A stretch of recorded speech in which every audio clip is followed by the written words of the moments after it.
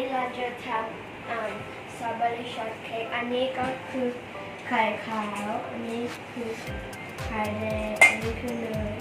แล้วก็อันนี้คือน้ำตาลอันนี้คือแป้งอันนี้คือนมครับเสร็จแล้วใครอยากถืออันนี้บ้างใครอยากถืออ่ะพายถือพร้อมถือกันอ่ะเดี๋ยวนะพายเปิดให้ถือจับไว้ต้องทำให้มันตรงๆเลยก็มันใช่งั้นพายเทน้ำตาลค่อยๆเทนะครับคนไปทางเดียวกันค่ะนี่คือไข่แดงครับสามวันนี้เมื่อคืนน่ะไปถึงแล้วก็ตีค่ะอยากเตี้ยอยากให้จุกก็กินด้วยได้แล้วเธอจะใส่แป้งมานะคะโอ้โหใส่ด้วยแล้วอ่ะ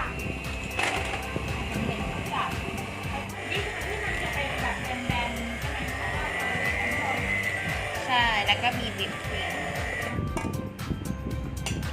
ได้ไหม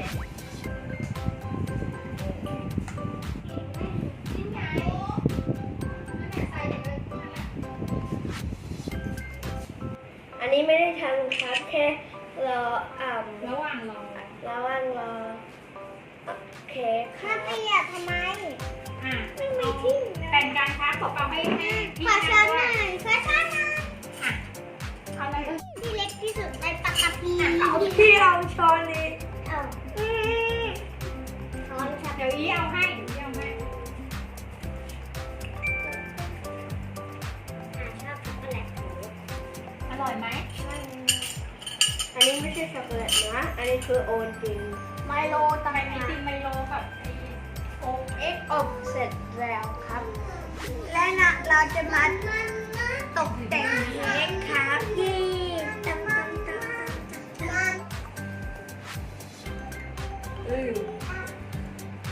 ปัด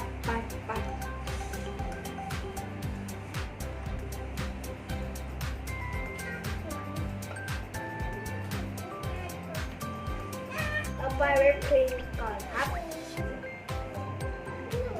อันนี้ใส่ซอสครับ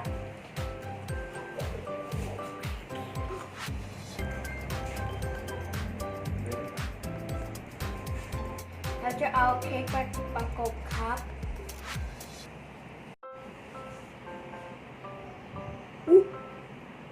ไปอันนี้เหมือนแซนด์วิชเลยแซนด์วิชที่หน่อยซื้อแซนด์วิชสตรอเบอรี่เป็นนี่ ปัดเร่งครีมครับนะคะ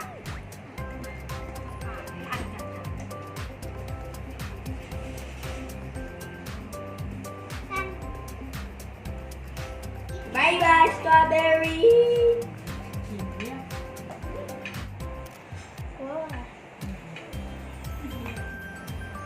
ควิก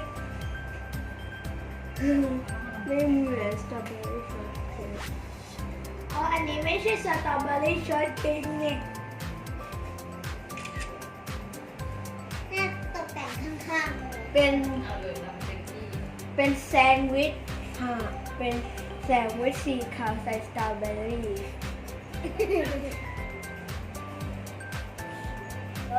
เป็นหนึ่งรสแล้วแต่แซนด์วิชไปเลยอ่ะเป็นรสบรึมกลายเป็นลูกค้ากระไซเหรอ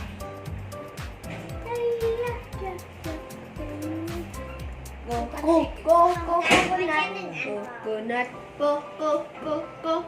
กนัทข้างเอาไว้สามนัทโกนัทเสร็จแล้วครับสตรอเบอรี่ช็อตเค้กครับ Thank you for watching and don't forget to press the like, comment and subscribe